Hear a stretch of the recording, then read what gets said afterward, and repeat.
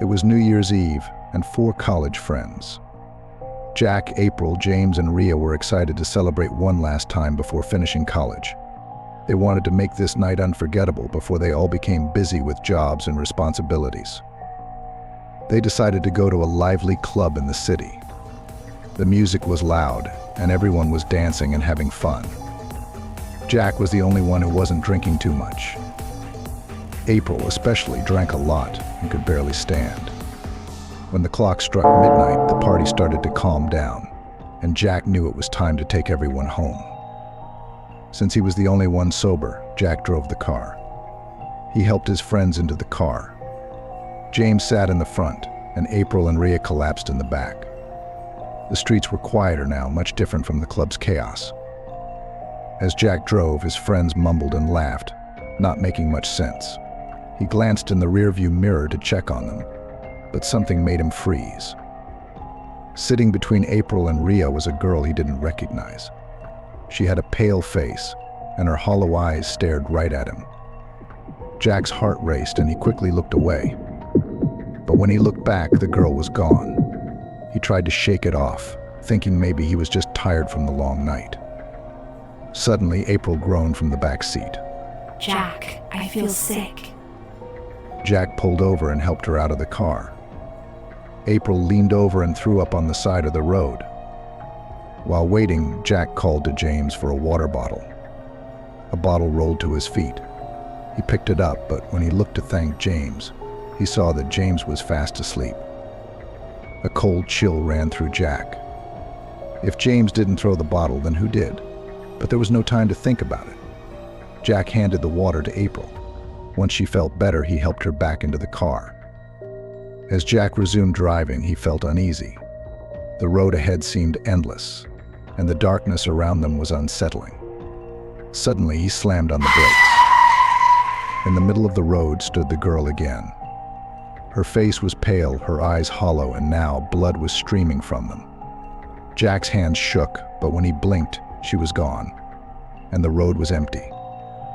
Jack told himself it was just his imagination, but fear gnawed at him. "Jack, keep driving," James mumbled from the front seat, still half asleep. Jack took a deep breath and drove on. The silence in the car grew heavy, only broken by the soft murmurs of his friends. Then, out of nowhere, the girl appeared again, standing right in front of the car. Jack didn't stop this time. He pressed the gas pedal and drove straight through her. For a moment, it felt like the car passed through thick fog, and then she was gone.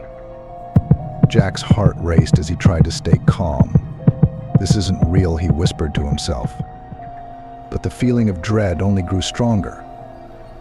Then something terrifying happened. Rhea, who had been unconscious in the back, suddenly sat up. Jack glanced at her in the rearview mirror. Her eyes were wide open, unblinking, and her face was blank.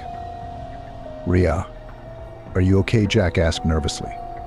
She didn't answer. Instead, she started muttering strange words. Her voice didn't sound like her own, almost like it wasn't human. Suddenly, Rhea's face twisted, her skin turned pale, and her smile became creepy. Jack's panic grew as Rhea began banging her head against the window.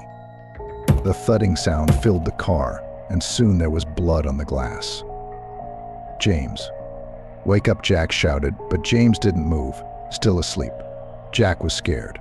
Rhea's behavior was getting worse. She laughed in a way that made Jack's skin crawl.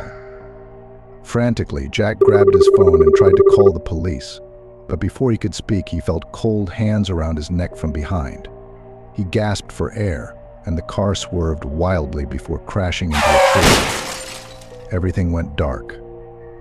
When Jack woke up, he found himself in a hospital room. The lights were bright, and the sound of beeping monitors was a strange contrast to the nightmare he had just experienced. James was lying in the bed next to him, still unconscious, but alive. Jack remembered everything: the girl, the water bottle, Rhea's strange behavior, and the crash. A police officer came in to ask Jack what happened. Jack slowly told him everything. The officer listened quietly, then said, "You're not the first to report seeing her." "Who?" Jack asked, his voice shaking. The officer looked grim. Years ago, on this road, a girl was hit by a drunk driver on New Year's Eve. The driver left her to die. Since then, people have reported seeing her spirit, especially around this time of year. She haunts anyone who drives down this road. Jack's blood ran cold as he realized the officer's words meant that the girl was a ghost. In the days that followed, Jack's friends recovered physically, but none of them remembered what had happened that night.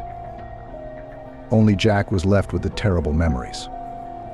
For months, Jack couldn't drive at night without feeling terrified.